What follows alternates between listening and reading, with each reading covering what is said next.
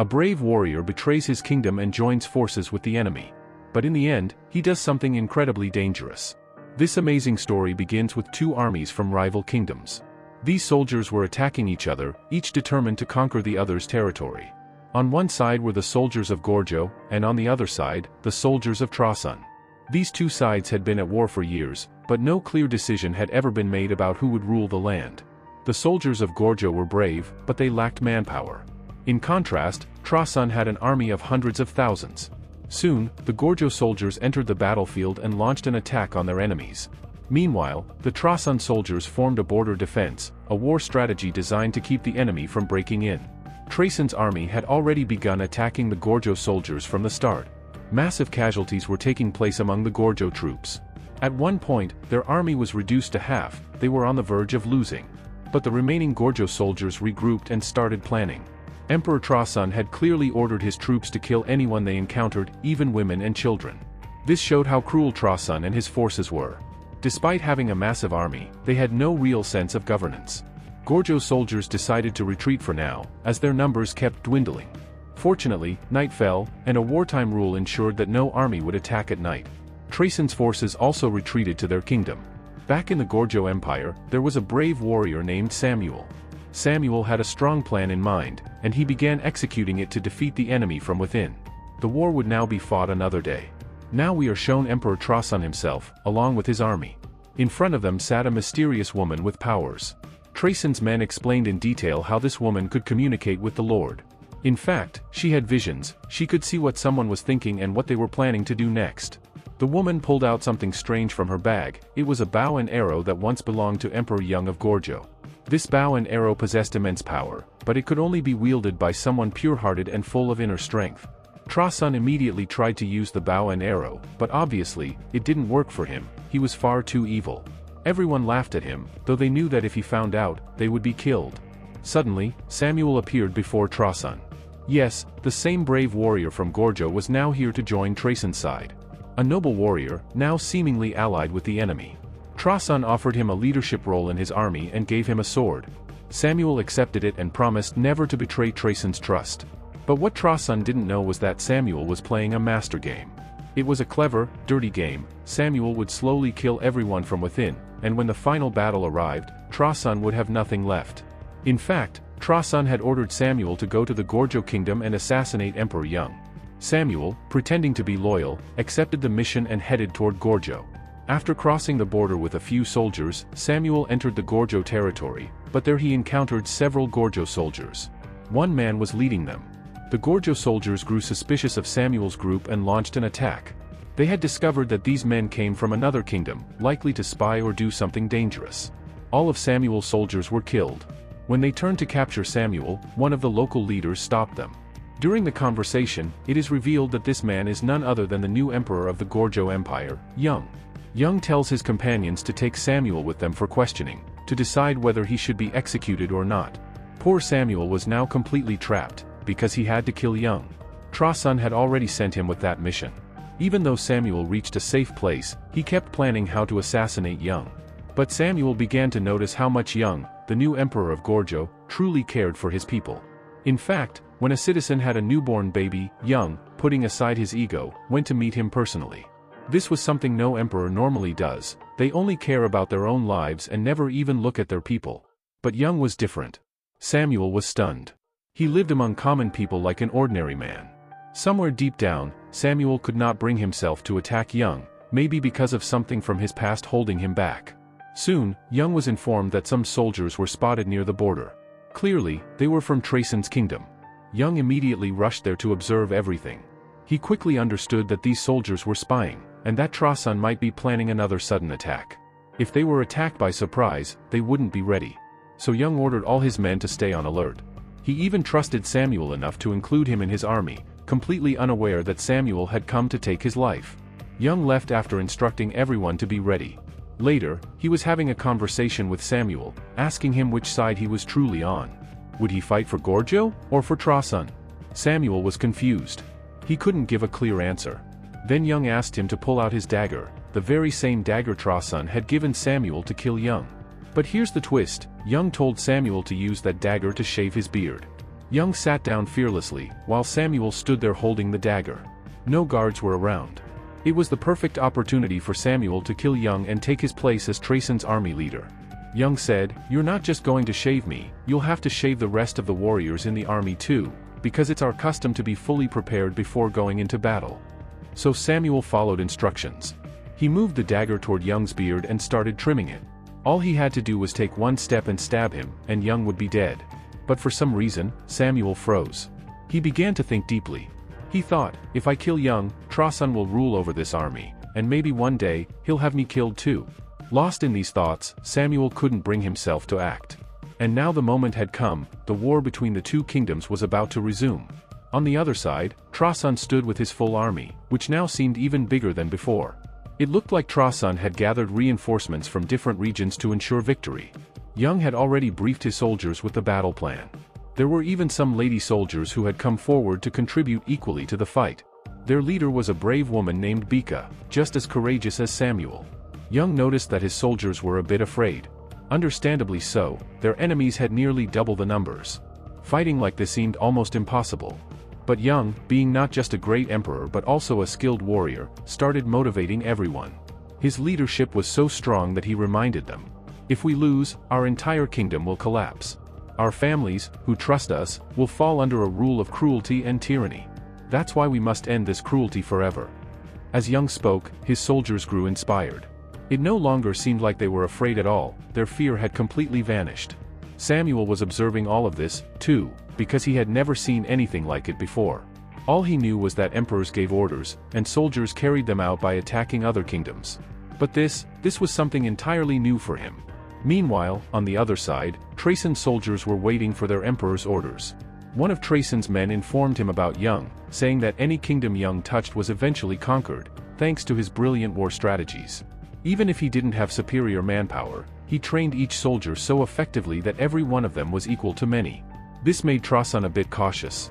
He began wondering if they could really win this war. But then he told his soldiers, "No matter what happens, we must kill Young. If we eliminate him first, they'll be left without a commander." According to Trasun, that was the best plan.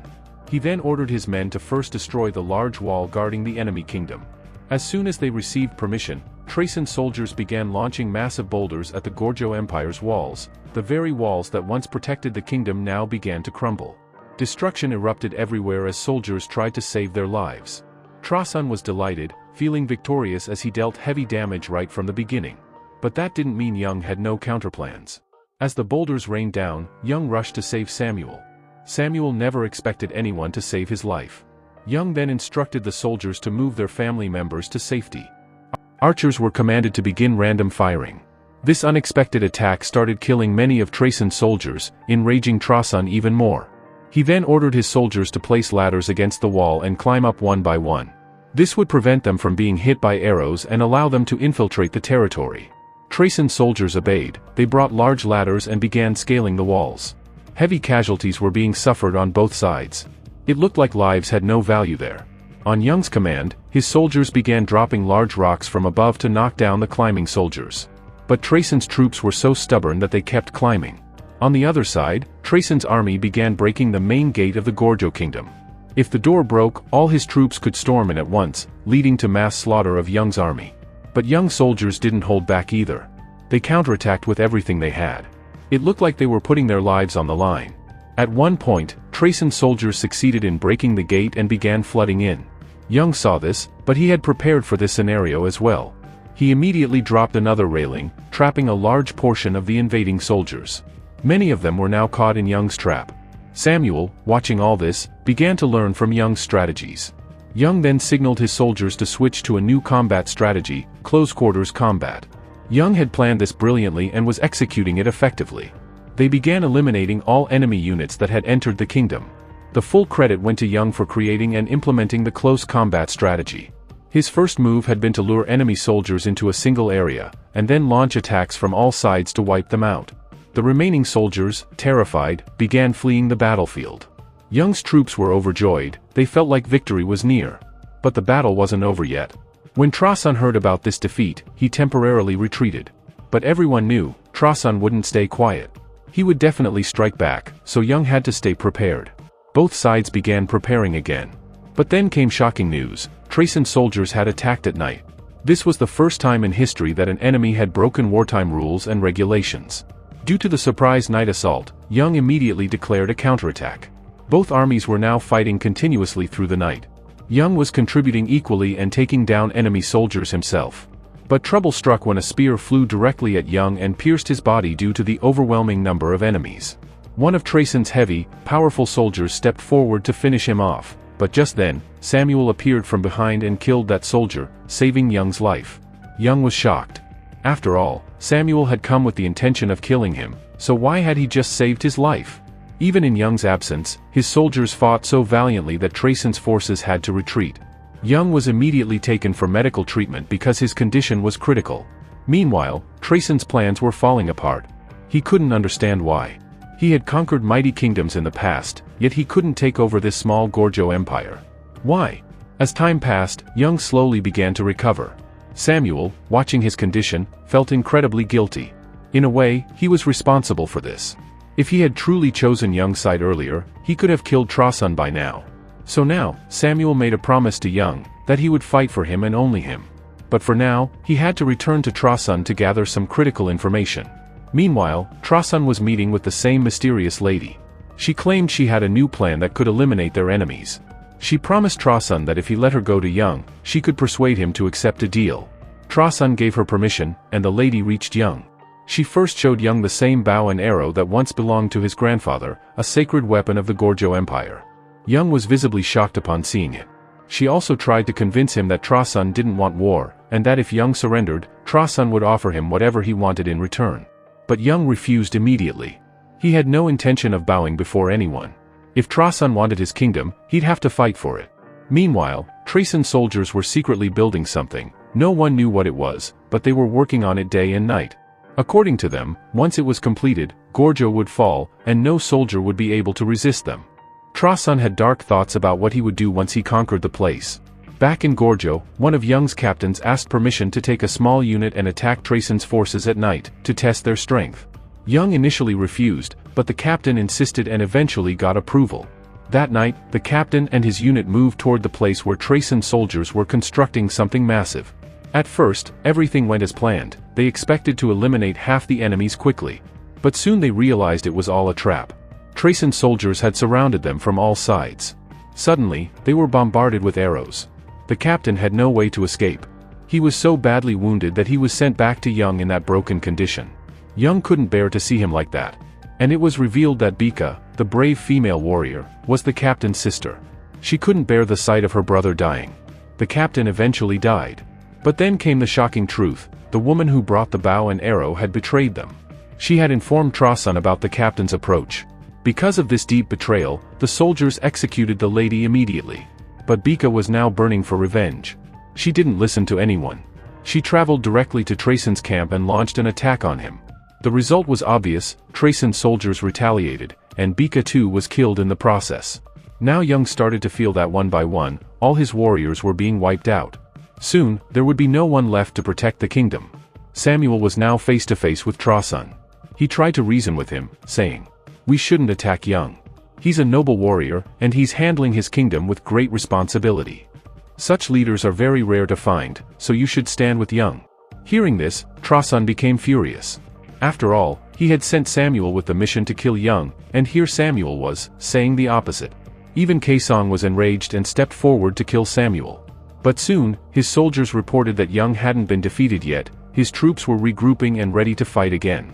On the other hand, Young was preparing a new plan with his soldiers and local citizens.